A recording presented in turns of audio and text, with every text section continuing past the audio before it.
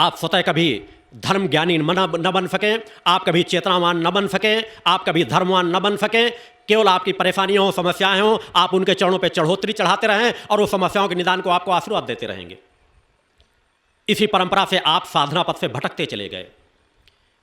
हजारों लाखों करोड़ों साधु संत सन्यासी समाज में हैं, मगर अनेकों समाज, अनेकों घर ऐसे हैं जिनको आरती पूजन का ज्ञान नहीं है, किसी एक मंत्र का ज्ञान नहीं है।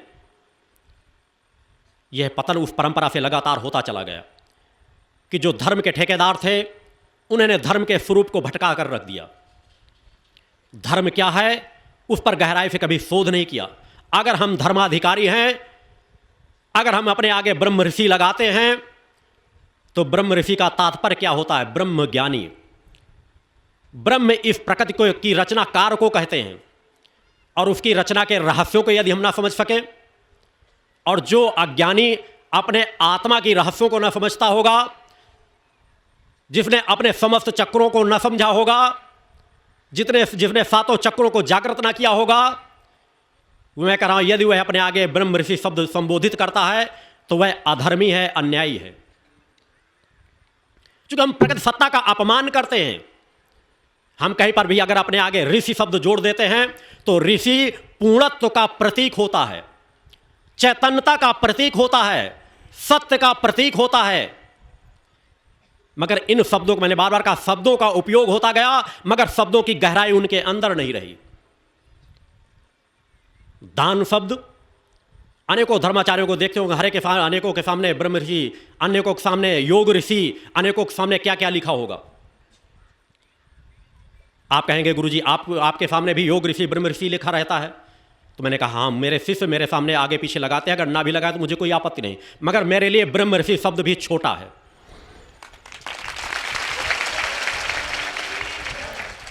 क्योंकि मैंने अपना परिचय दिया है कि मैं किस चेतना का अंश हूं। मैं पूर्व में ऋषि था, उस दिव्य चैतन्य सिद्ध धाम का, जिसे परम धाम कहा जाता है, उस सच्चिदानंद का एक अवतार हूं,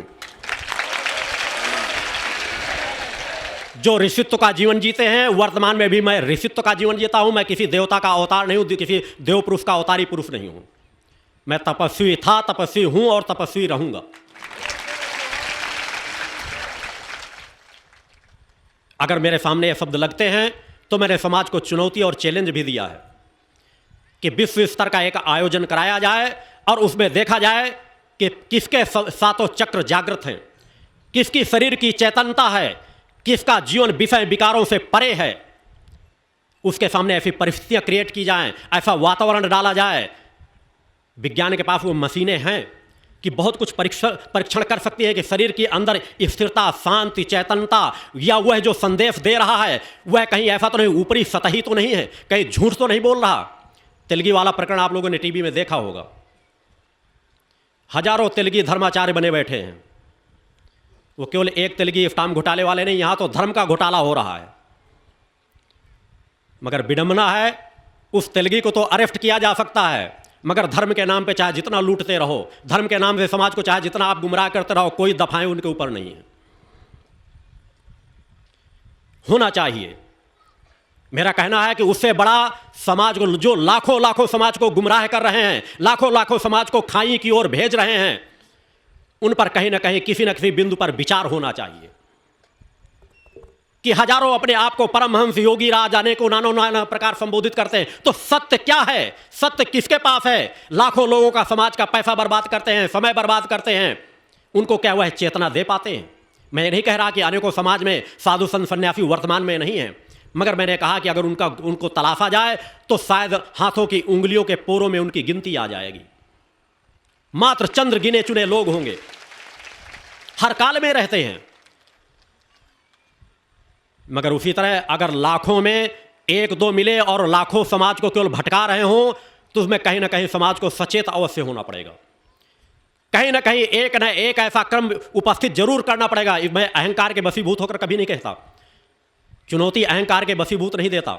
मैं बार बार इसलिए चुनौती देने का शब्द रखता हूं कि कभी कभी उन जो समाज को भटका रहे हैं, जो अपने आप को ब्रह्म ऋषि कह रहे हैं, योग ऋषि कह रहे हैं, नाना प्रकार के संबोधों संबोधित करते हैं, वह कम से कम कभी तो उनकी चेतना जागृत हो, और कभी तो कहें कि हाँ ऐसा एक आयोजन होना चाहिए, ऐसा एक परीक्षण होना चाहिए कि समाज समझ सके कि शक्तियां, सिद्धियां, रिद्धियां किसके पास हैं।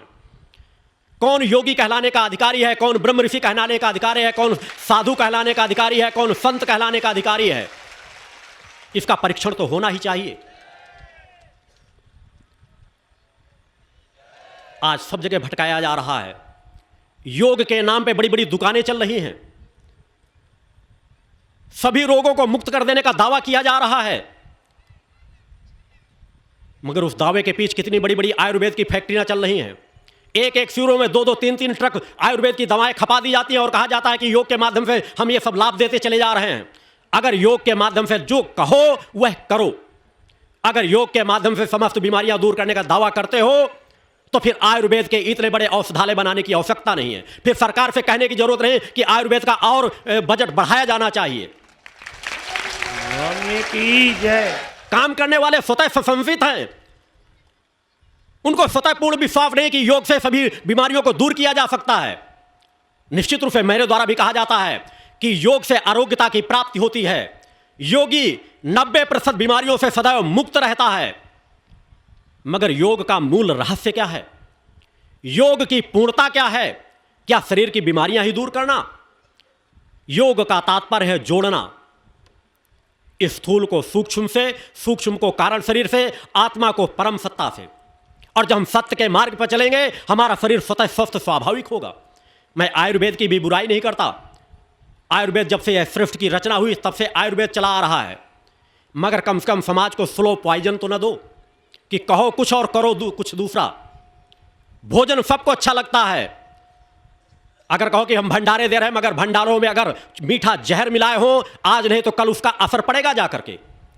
भले हो सकता है लाखों लोगों की भीड़ इकट्ठी हो जाती हो, क्योंकि आज भी किसी शहर में प्रचारित कर दिया जाए कि आप लोगों की समस्त बीमारियां योग के माध्यम से ठीक कर दी जाएंगी, पब्लिक टूट पड़ेगी।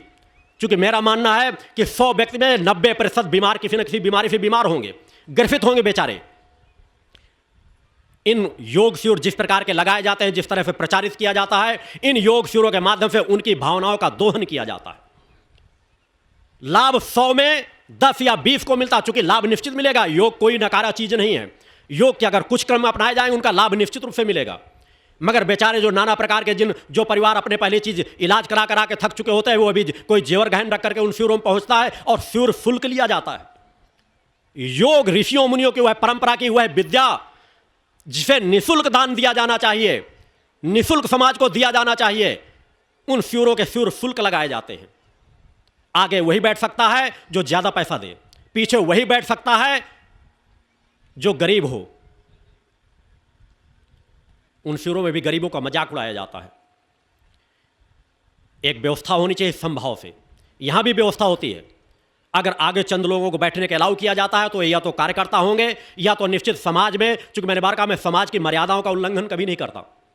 अगर समाज के कोई प्रशासनिक अधिकारी हैं, समाज के किसी प्रमुखता के दायित्व का निर्वहन कर रहे हैं, समाज के कोई सामाजिक कार्यकर्ता हैं, तो उनको किसी भी सामाजिक धार्मिक कार्यक्रम में उनको कुछ ना कुछ प्रमुखता मिलना चाहिए। मगर प्रमुखता इस रूप से नहीं मिल जाना चाहिए। अनेकों धर्माधिकारियों के उनमें देखते होंगे कि भावनावान वाले शिष्य भक्त उनसे भी अधिक पात्रता लिए हो सकता है नीचे बैठे हों, मगर उनके लिए सिंहासन अपने बगलों में सजा दिया जाता है।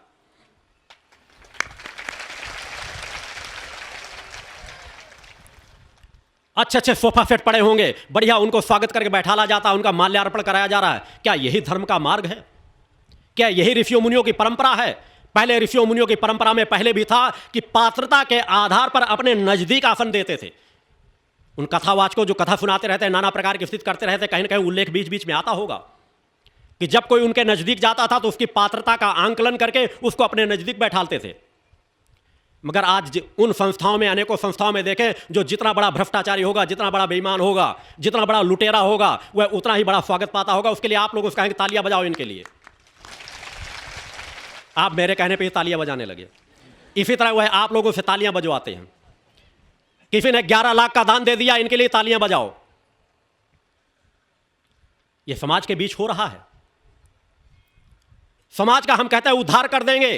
अनेकों योगाचार्य हैं जो कहते हैं हिंदुस्तान के घर घर में योग की हमने अलग जगा दी, हम विदेश अब जा रहे हैं। अरे हिंदुस्तान को तुम अधर्मियों ने समझा क्या है? हिंदुस्तान को क्या तुमने देखा है? हिंदुस्तान की क्या गरीब जनता को तुमने देखा है? उन घरों को तुमने देखा जो एक वस्त्र नहीं पहन पाते, जो एक समय का भोजन नहीं कर पाते, जहां आज भी संचार माध्यम नहीं है, जहां आज भी योग का कोई नाम नहीं जानता। अनेकों जहां बीमार पड़े हुए हैं, अनेकों जहां अपाहिज पड़े हुए हैं, क्या तुमने वहां सहारा देने का प्रयास किया? चंद फ्यूर महानगरों में लगाए और विदेश की यात्रा कर दिए। और विदेशों में अगर एक भी यात्रा चली गई तो वहां भी लुटेरे बन करके जाते हैं हिंदुस्तान के अनेकों धर्माचार्य, और वहां जाकर के कहते हुए शब्द आप लोग सुनते होंगे कि कमाऊ पूत से ही तो व्यक्ति मांगेगा। वह देने नाम जाता है कि हम देने जाते हैं, इसीलिए विदेशों में हमारे धर्म का कहीं ना कहीं अपमान होता है। वह पूर्णता से स्वीकार इसलिए नहीं कर पाते कि धर्माचार पहुंचते तो बड़े उससे कि हम ज्ञान देने आ रहे हैं, मगर ज्ञान थोड़ी देर चलेगा और थोड़ी देर ज्ञान चलने के बाद बस निगाहें उन्हीं में हो जाएंगी कि कौन व्यक्ति मुझे कितने लाख का दान दे सकता है।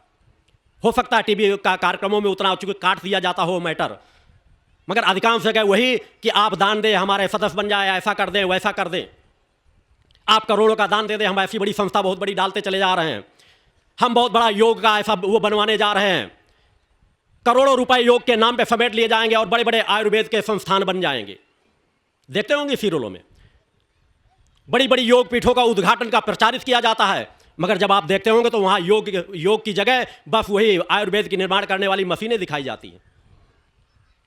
यह सब क्या है? अगर जो कहो करो, मैं बार बार कह रहा हूं कि अगर योग के साथ आयुर्वेद को जोड़ना है तो प्रसन्नता से जोड़ो। सालों तो पहले योग का नाम करते रहे, अब योग के साथ आयुर्वेद को भी जोड़ना शुरू कर दिए, क्योंकि अब अपना स्टेटस बना लेने के बाद अगर लाखों करोड़ों लोग अपने साथ जुड़ जाएं, उसके बाद अगर ये अहंकार बल होता है। मैं तब वही कहता था जब मेरा एक भी शिष्य नहीं था, तब भी मैंने अपना परिचय दिया था, मैं कौन हूं, क्या कर सकता हूं। मैं कभी धन बल और जन बल से बात नहीं करता, मैं केवल बात करता हूं तो उस प्रकट सत्ता के बल पर, अपनी आत्मसत्ता के बल पर। बोले गुरुदेव भगवान की जय। कोई कोका कोला की बुराई कर रहा है, अरे कोका से कोला से बढ़कर जगह जगह जो शराब के ठेके लगे हुए हैं, जो हिंदुस्तान की सरकार ही लगवाती है, उसके खिलाफ आवाज उठाओ। पहले उस शराब के मदिरालयों को बंद कराओ, शराब के ठेकों को बंद कराओ। मेरा तो मानना है कि 25% कोका कोला तो हिंदुस्तान के अंदर ही निर्माण होते हैं, या पेप्सी कोका कोला या ठंडा का कोई पेय हो, अगर उनके अंदर कोई भी गलत सामग्री है तो उसको सरकार को परीक्षण करना चाहिए। मगर वही कि जिन संस्थाओं ने हमें पैसा नहीं दिया उसका हम विरोध करने लगे। अब तो मिर्च मसाले का भी विरोध किया जाता है। यह कहीं ना कहीं भय दिखाने की बात है। समाज को भय दिखाया जाता है कि अगर तुम उद्योगपति हो, बहुत बड़े हो, तुम या तो हमें सहयोग करो, अगर सहयोग नहीं करोगे तो हम तुम्हारे उत्पादकों का विरोध करेंगे।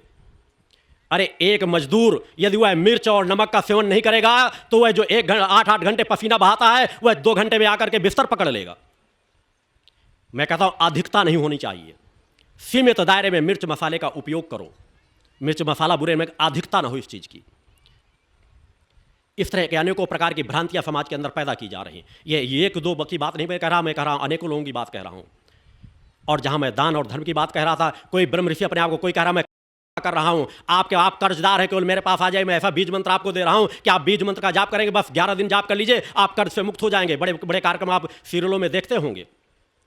क्योंकि प्रचार के बाद कोई कह रहा बस योग का प्रचार मेरे द्वारा ही किया जा रहा है, मैं अगर योग का प्रचार न करता तो योग का प्रचार ही न होता। योग सनातन काल से चला रहा, जब से सृष्टि की रचना हुई तब से योग का क्रम चला आ रहा है।